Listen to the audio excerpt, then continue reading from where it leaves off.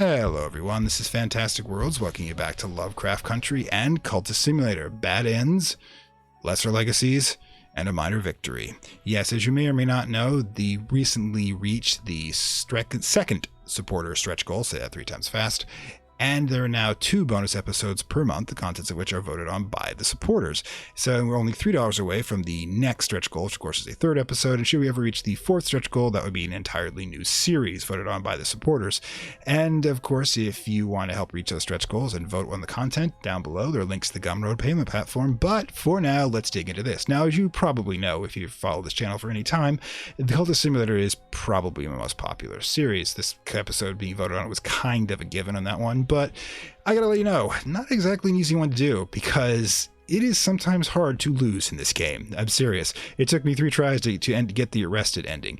But let's go over what happens if you mess up in the game. Now, of course, in the tips and tricks series, I'm trying to teach you how to maximize your game so you don't actually end up with these bad ends, but there is actually some lore benefits to learning the bad endings and the one minor victory that come with the core game. Now, the DLC has different endings of its own for bad endings, and of course there is one lesser legacy that will not be going into this game because it's literally a run of its own kind.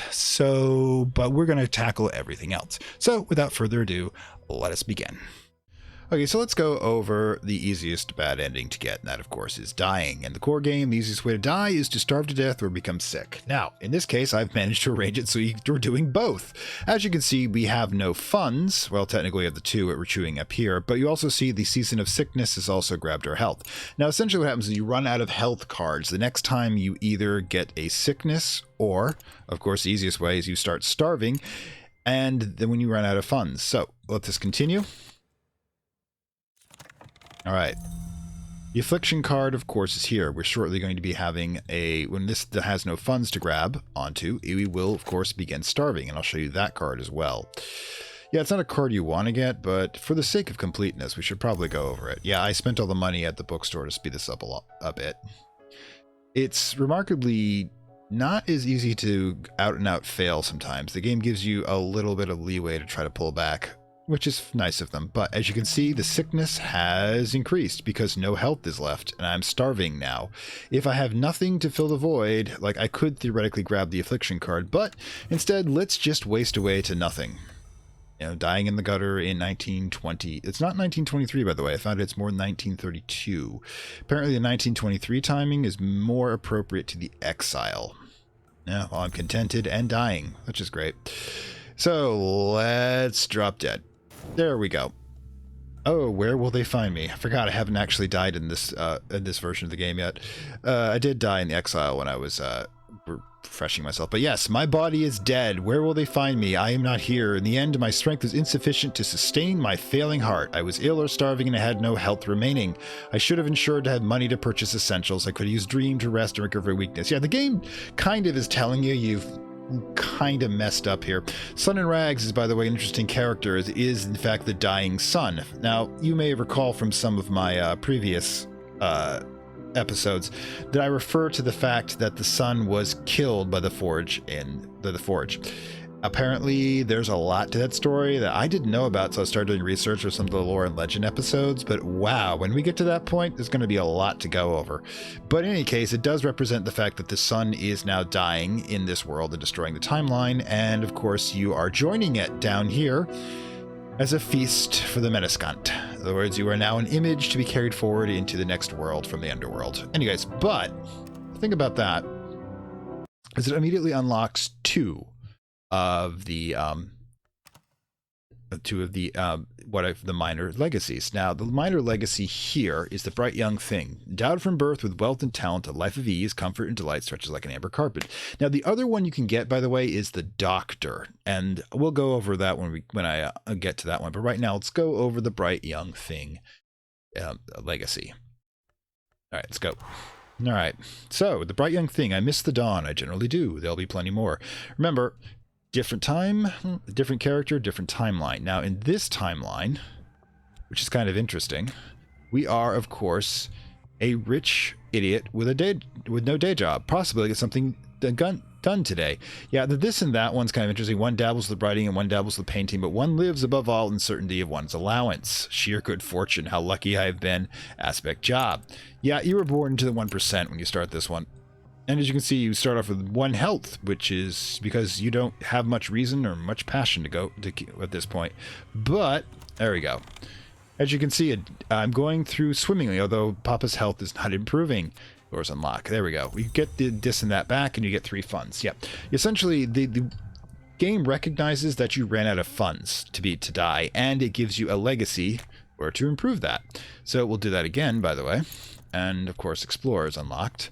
A world of possibilities. Some ripping sorts interesting me to some ripping kind of places. You can believe you get the Eustachius Club in that. Ecstasis. Ecclesias. Sulachana's place. Alright. And if I'm correct... Yep, and the auction house, which means you automatically start with a way to, of course, be able to sell items in case you need the money. Again, this is the devs thinking out for you. This is just for the fluff. I probably should go over the how you use the club, the Exodus Club. Thank you. Yes, oh, there we go. There's the time passing. Suddenly, it's going swimmingly, although Papa's health is not well. Now we have 5 funds, plus this one as well. And we'll do our 3rd day of work. And we all know that 3 is the magic number. Yeah, I'm not obviously doing my usual, because I would right now actually be going out and getting health from going through the town to get the locations, but ghastly news. Papa is dead. No one will tell me exactly how, but his state is in a state. His allowance is tied up in probate and so forth. One can only hope it comes resolved before the bills are due. Oh no. And you notice 2 more funds, we have no access to the card, and this is of course a dread card, which means things are not going well. You see, the thing is, remember about the whole different timelines, this alternate timeline, you are playing the son of the character that just died in an alt timeline. Apparently by dying in one timeline, it ripples into this timeline, and thus the son of your incarnation in this timeline, who apparently was born into wealth, is now suffering as a result. Papa is dead. All right, there we go. Sorry. Forgot I read that one off again. And yeah, the thing is, even with the 30 seconds, because I'm going to double speed here, sounds can get a bit awkward. There we go. You notice, by the way, with the sheer amount of cards it starts us off with. Because what it's doing, the business of the will has been settled, but Papa's business affairs have been eaten up with the debts like woodworm. No one seems to know exactly what he spent the money on, but the solicitor is sending me some papers, apparently. Health 2, funds 20. So yeah, our character actually starts off with more health than the dancer, which is kind of interesting, because I usually thought that the aristocrats would be the non-exercise sort, but whatever. This guy seems to be the aristocrat that goes out and hunting and that sort of thing. But right now, he's not the 1% anymore. So, like I said, the game recognizes that you had some issues here, and you start off with 26 funds to start the game. And essentially, however, the game will continue as a standard aspirant run, with one exception. Puzzling papers. I am to receive papers found among Papa's belongings, which might shed some sort of light on where exactly the hell the money is gone. Turns out he was dabbling in some shit that he probably shouldn't have been. And he had a friend to help him do it. You might be able to guess, if you haven't seen this legacy before, if you've been paying attention to who that is. It is not Sulachana, as awesome as that would be.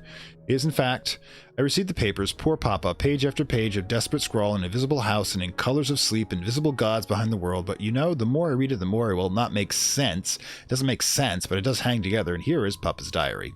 Introduction to the Histories, which of course is a standard occult book, which will give us the standard, of course, 2-point occult scrap, which will give us the lore to find our associates. Now, the bookstore you do not start off with. The bookstore you will have to use the health card here to travel. Sorry, hang on. To look for. In the meantime, of course, the Clipper Sapphire Diary. The sojourning obsession with the individual by the name of J.N. Sinbor. The Simonbor is by Sinombre. J.N. Sinombre, I think. He is actually a default name. If you don't put a character here down to click to name, and the thing is that if I had named the character that had died, of course that would be the character that's filled in here. This is just, like I said, the default. Let's study that. Study the troubling diary. Papa's diary as a catalog of obsessions. Perhaps it will make sense of some of the recent events. So 10 seconds down the road. Meanwhile, while we're looking for the bookstore. Guys, obviously the aristocrat... don't need a hireling. Okay, move to talk. Studying James Sinambre appears again and again in these pages. They were a locus of impossibility, a font of the future, one who has cut the eye. On the last page, there was a correspondent's name and an address. Now, who could that be? I've contacted the individual named in this troubling document. I have little reason to believe they will be able to enlighten me on the nature of what went before. Perhaps they can help with what is to come. All right, so let's see what they have to say.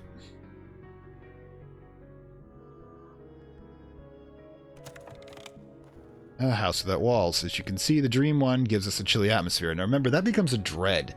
I dream of shriveling light, a sun that is crisp snow and does not melt it. When I wake, my room is always cold. That's the sun in rags that we saw previously. And that dream carries over into this timeline. Everything's kind of stretchy. There goes our passion card, of course, which is good. I'm not going to be doing a straight run because this is no different than the standard aspirant after the beginning. But let's see who is on the other end of this correspondence. Like I said, you can find out if you... figure it out. Where we got oblique thoughts. Wow.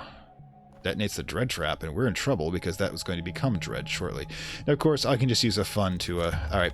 My new acquaintance speaks authoritatively of Papa. He knew he was dying. He had hoped to taste unknown pleasures before his end. Pleasures denied to healthy society. My new acquaintance suggests I might finish what he began, but if I do, I must save myself from the despair which haunts my family. Because, we start with a despair trap. Poppy. Remember, Poppy is the only one of our contacts that's also one of the aristocrats. I'm having a bad day with pronunciations. They're one of the 1%. And she, of course, is a correspondent, but as we know, Poppy's not really into helping people. She's into getting things. Like, of course, if you remember, if you want to activate her as a patron, and we start off by default, course, with temptation sensation, which is of course Grail. Now we can change that, of course, as per usual, by dreaming with reason or health to get the reason or passion to get the other two standard aspirant runs. But from this point, and dealing with this damn trap over here, you'll notice the chilly atmosphere is about to blow. So it's at this point in the game, it automatically, since this one below 2.2 seconds before this one puts you in a dread trap, meaning that you have to start with the grief of dealing with your father's death, as well as apparently some sort of curse that's haunting your aristocratic line. There we go. The aristocratic line. So again, that is the Bright Young thing. Like I said, it's a standard aspirant run variant start as opposed to doing anything unique with it, but it does give you the huge amount of funds to overcome the fact that you failed last time. Now, the other one is called the Doctor, and not that doctor. And thou, give me a second. I'm going to have to finagle the game to get that one to open up for me. Hang on. This is the other minor legacy that will come up if you physically die in the game, and is called the Physician. Now again, like the Bright Young thing, this is primarily created to make it easier for your next run. Now it's the Physician. As the patient descended into the final delirium, I made copious notes. In the buzzing heat of the night, I reread those notes, and they began at last to make a kind of sense. What that means is that, of course, this is the doctor who attended your previous character's deathbed, and he's going to, unfortunately, learn what you did. So let's start this one. Let's see how it begins. All right, so again, we start with work one. Today is the day I return to my post at the Institute. I have a position and a reputation.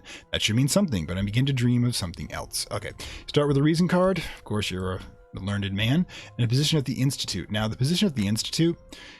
Oh, yeah, I haven't been naming them. A difficult patient. I had to take some time away after that business ended. Basically, took some sanity loss from being around somebody rambling about the Mansis and the evil gods that rule the universe, which really wasn't covered much in a medical degree.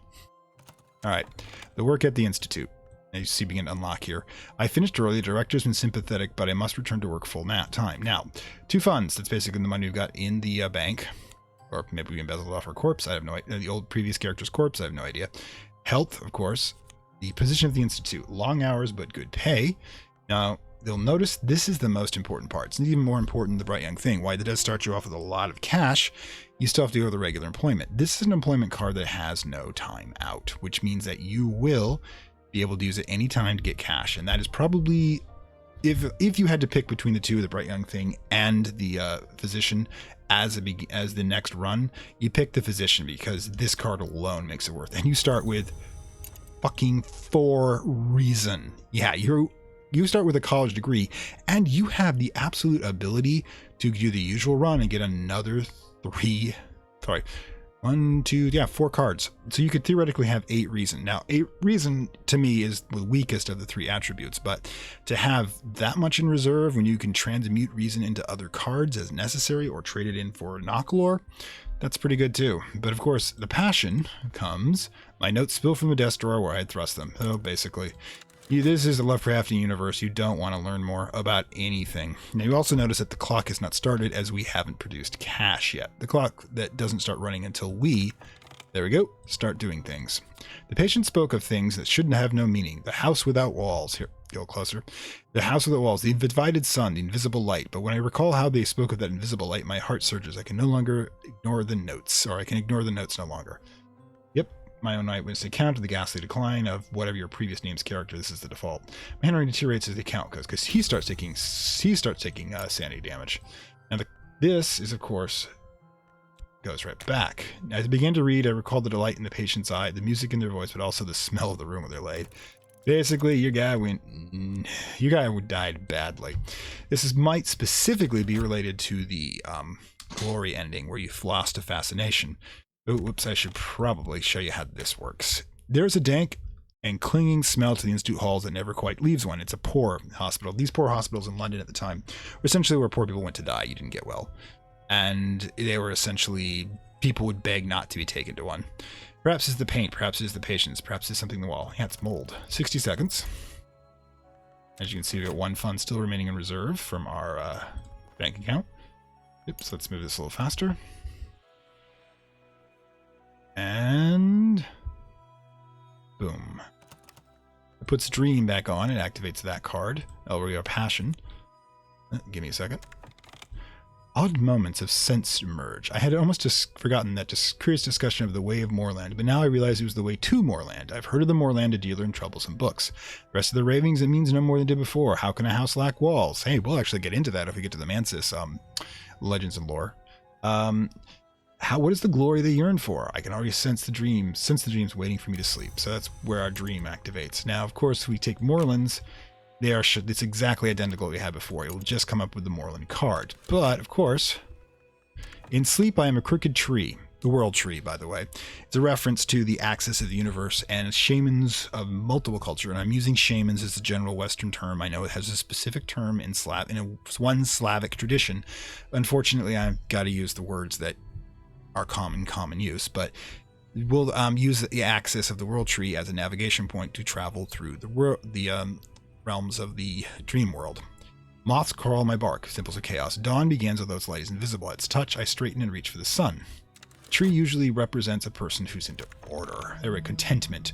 When I wake up, my face is racked with tears of joy. That is light, cleaner than anything I've touched in the waking world. But I saw what these dreams did to Jay and Simbri. In the end, it would be wise, not safe, not to follow them. Problem is, you're done. Unless you want to stop at an office job, you have done so, and it automatically triggers a restlessness card. Now, currently, there we go.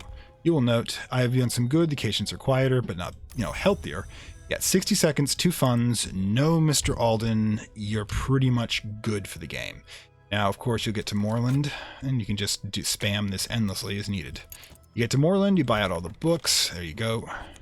Moorland shop. And occult scrap. There you go. And of course, we have to wait for the next person to come up and give us the talk one. In the meantime, we can use the occult scrap. We're holding it back since it's our only form of lore. We'll be using the excess wealth, of course, to buy as many books as possible to get additional lore so we can speak of it. And essentially, yeah, we're just waiting for the rest. Okay.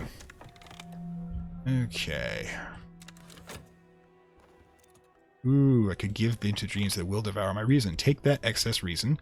The watchman in the door is the eye. To unlock the eye, there must be a tiny sacrifice. So you actually go back to 7. Now, you theoretically don't have to. You can keep that thing running around forever. But the problem with that is that you're going to have to then win the game without a temptation, and that's impossible to do on a standard run like this. So you will eventually have to give in and give that up, or take the office job. It's the only real way to go through it. We'll go with the office job after that. It's a way to end the game if you just want to end the game. The only way to do so without succumbing to some form of transformation, other than, of course, capitalism.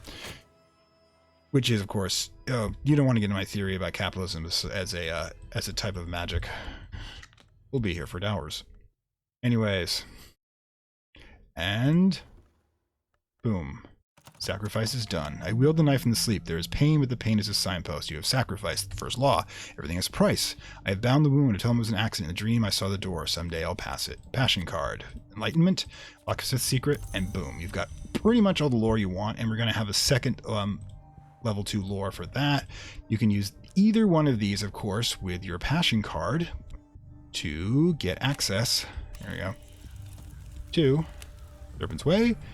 The first level of the Mantis, and then you start getting occult scrap, and then you're on your way. So yeah, this is, like I said, it's pretty much the basic aspirant with a lot of cards, new cards in your favor. Well, not new cards, but you essentially get cards dumped and you start over. It's not really a bad thing to end up with this, especially if you're just starting the game, because it's a frustration to just constantly have to deal with getting money without being able to concentrate the rest of the game. So if you can take that difficulty right away, and remember, if you don't want to have the temptation enlightenment, you can always just switch that by dreaming with it with health to make it a grail one, or with passion passion to make it a power run. And there's the physician. Okay, so let's talk about despair. This is actually kind of an easy ending to get if you're running the Bright Young thing, because you have access to Polylaceals. Remember, if you talk to her with a reason card, she will, of course, give you a chilly atmosphere, which turns into a dread, which, as long as you have an active dread trap going, is good. Now, I refer to it as a dread trap. This is the technical term. It's called despair. And it randomly will fire up on the cycles of the time passes wheel down here. In this case, what happens if it looks for a dread in place? Now, if there isn't a dread in 60 seconds, then during its cycle, then it will simply shut down and give you a fleeting remembrance, the standard memory card. But if it does catch it, it'll absorb it and it'll keep looking for more. If it finds more, it'll keep adding. And once it gets to 3, once you get to 2, you get this lovely expression of a faceless man, which is the Menacant, by the way, lurking after you.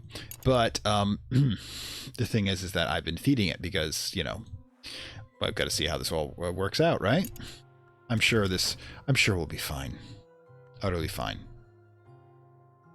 But this will decay, it'll grab the dread, and hopefully it will not get another contentment card at random, because that actually happened when I was doing this, which is kind of hilarious. Game's desperately trying to save me. I don't want to be saved. I want a bad ending.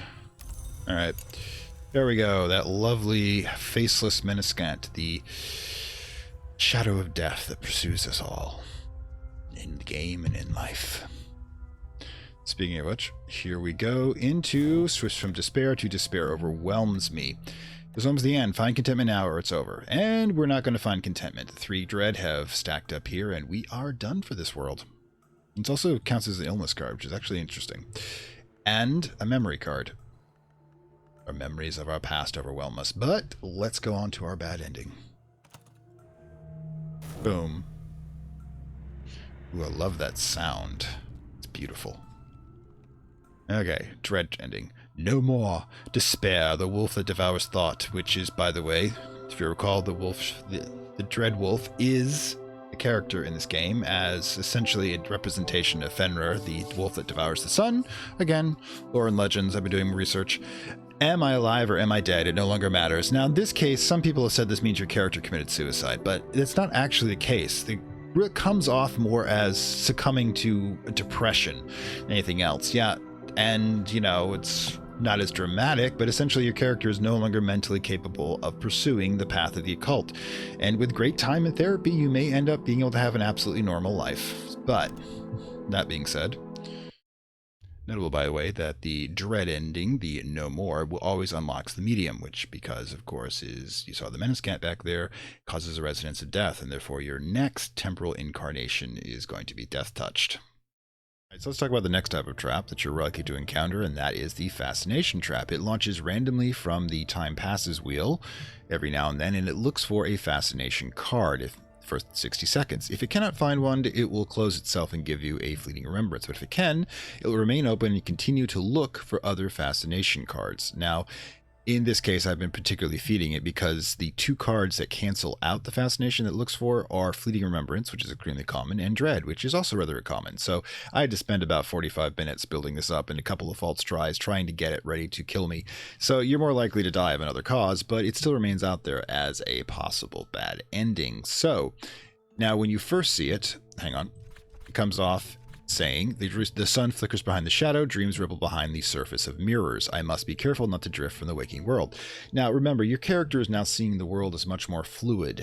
It's more of a construct within chaos than it is actual physical reality. So what can happen is that one begins to see the light with that is giving the universe form, and one starts to become fascinated, like, of course, a moth, which is why the moth aspect is associated with the Fascination card. Now, the second level is painting whispers, windows wink. I know these things are not true, but how can I be certain? Okay, you can defeat visions with dread or fleeting memory, and you lose yourself at Fascination 3. I got into Fascination 2 here. The world is dangerously bright. Okay, I am seeing things. So, in addition, by the way, I'm using the Ghoul DLC to do this, because if you talk to Miss Naina about Fascination, you will actually generate another Fascination. The same thing with Dread. Basically, the game actually warns you not to talk to her about it. Oops, well, yeah. I was bored. I basically went through and started upgrading anyways. Alright, so, yep, there we go. The 2 Fascinations. The light here is brighter than I'd realized. Colors swim beneath Miss Naina's skin. Like electricity, like oil, it's very hard to look away. Now, when the course that rolls around, it'll grab one of these Fascination cards, and we will see the level 3 warning. And there we go.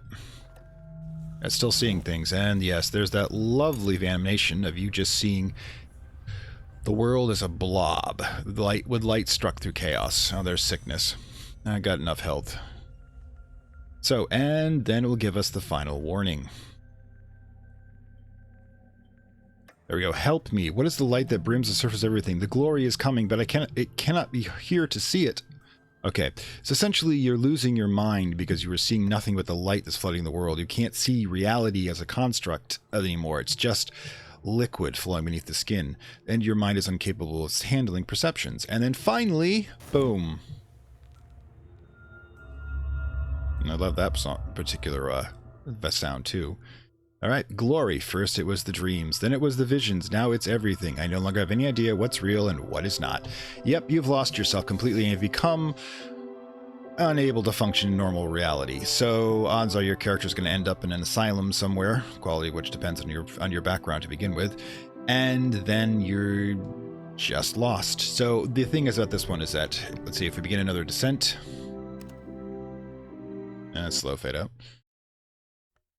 Yep, it will unlock the priest. Essentially, you gave yourself unto visions in the last temporal timeline. Now the visions are what's going to be guiding you. If you recall, the visions of St. Anne is what triggers the priest's ascension, or descent, depending on how you look at it, and therefore it is. Okay, so in this case, I'm probably going to have to take a couple of runs to want to be able to get to the next bad ending. It's a less common one, but if you ever wonder what happens if you don't give Poppy the sacrifice she asked for? She's very insistent that somebody has to die. Okay, so let's check out one of the lesser known bad ends. What happens if you don't give Poppy a sacrifice? Because normally to activate her, you require to give her one of your followers. Usually I just toss the worst minion, but in this case, let's not provide her anything. Use passion to give her consent. She'll come back tonight with all the stuff that we want, and then she'll start a countdown.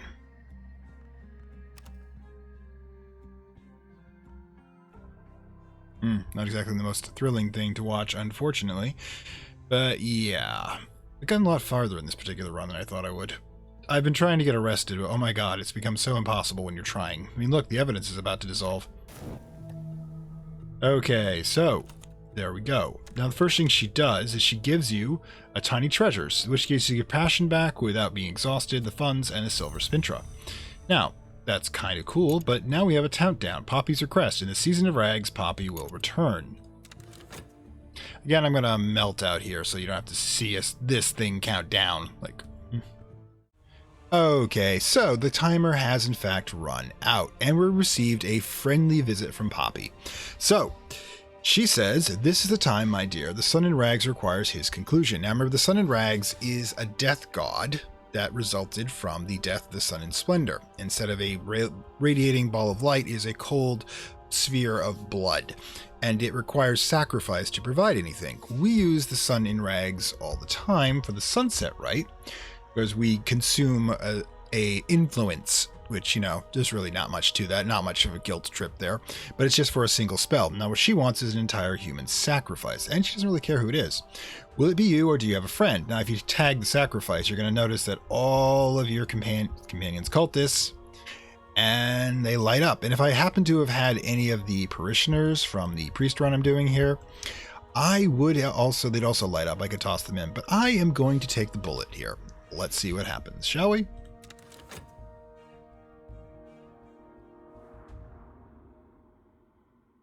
I know, just cut the tension with a sacrificial knife. Okay, and boom. There you go. Luck strikes 12 is the achievement for it, by the way. You probably can't see that, it's a pop-up. Alright, going quietly. In the upper room, the house where I am taken, my breath fogs and my eyes grow soft. Remember, the death gods always have winter influence around them. The light in the room is the light at the end of the sun. I am a beautiful ending. Yep. Essentially, he's sacrificed, probably drugged out of their mind because, well, it's not only easier to keep them under control, it's really, you don't really want them to suffer. The whole point, after all, is just to take. It's not to be a jerk about it. Anyway, so I think we've got one more bad ending to go. Getting arrested. Let's see if I can manage that, okay? Hang on. And of course, there is getting arrested by the Suppression Bureau. Now, the way this works, you've seen the first step multiple times in the playthrough, is that they grab one notoriety and they make tentative evidence out of it. But say you have tentative evidence and you've chosen not to dispose of it, and they grab another one. Well, then they have the notoriety, they have the tentative evidence, they put them together, and if, 90% chance, let's see how it goes.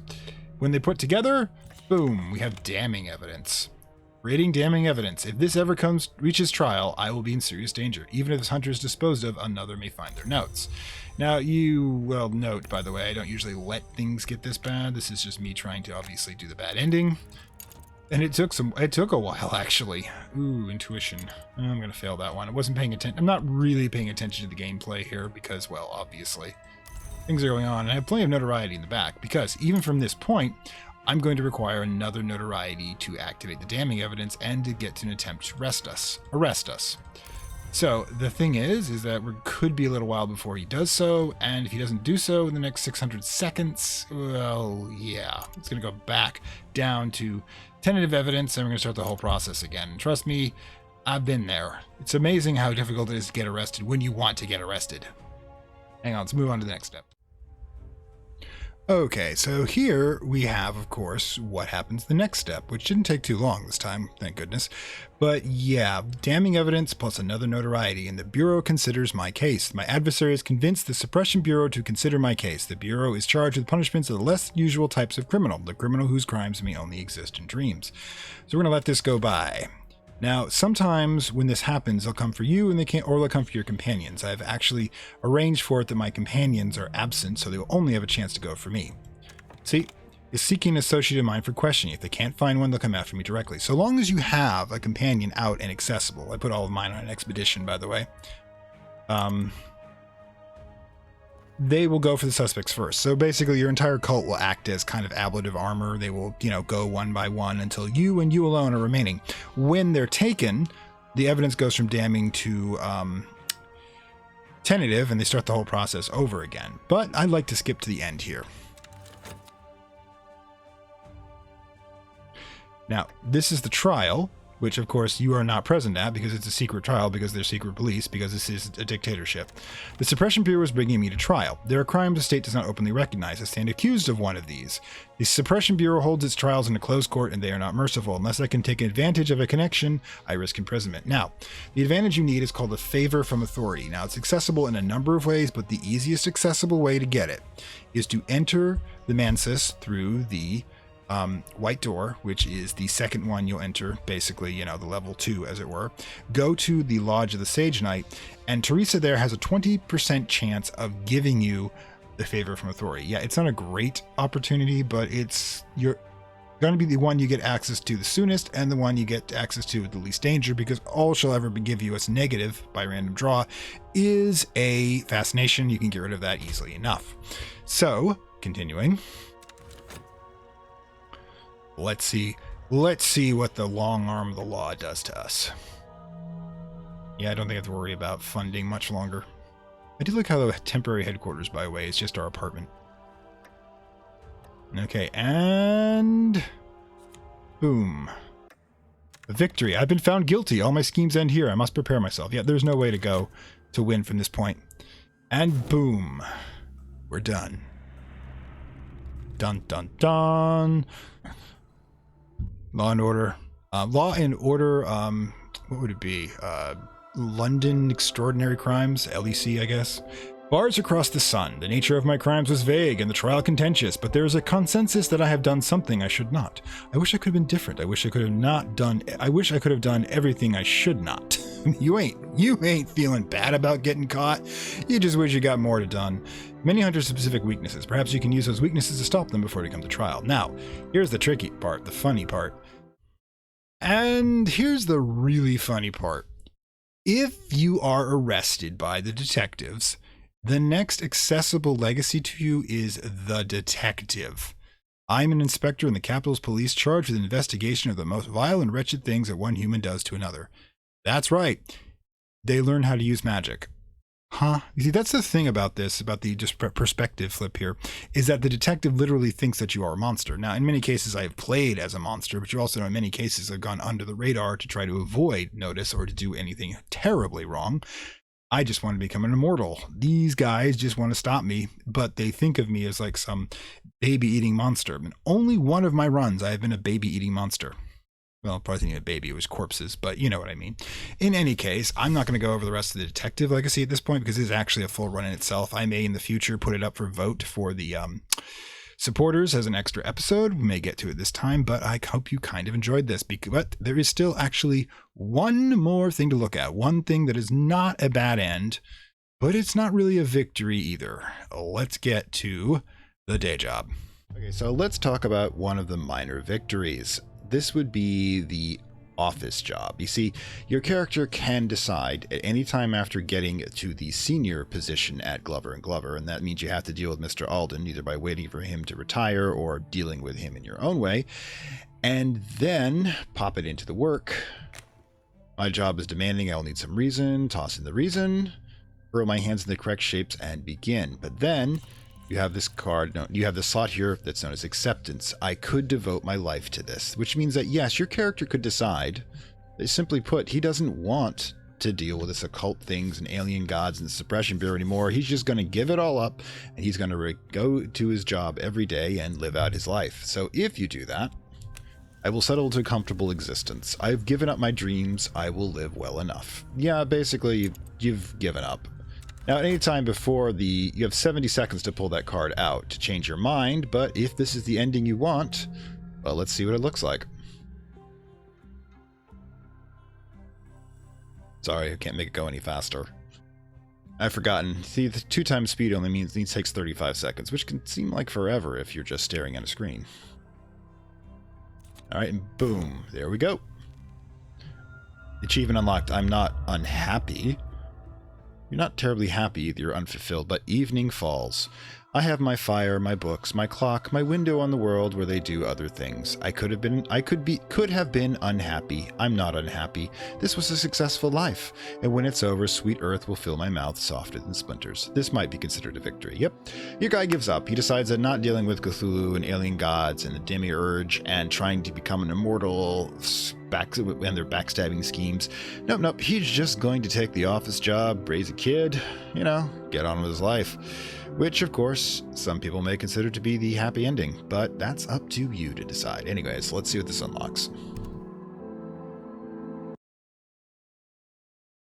And it unlocks the dancer. What's interesting is that you go immediately from a very boring job to a highly creative one. My guess is that your next temporal incarnation got really tired of the boredom of a mundane life and is desperate for at least some entertainment. So I do hope you enjoyed the looking into what happens if you mess up or give up within the Cultist Simulator world. So, of course, if you like this, like, share, subscribe. And if you liked it, down below, like I said before, links to the Gumroad payment platform, which you can, of course, get additional material not only unlocked for everyone, but supporter-only material that's generated every month. And down the link down below will explain the benefits of each level. In any case, I hope you enjoyed this, and I will see you next time.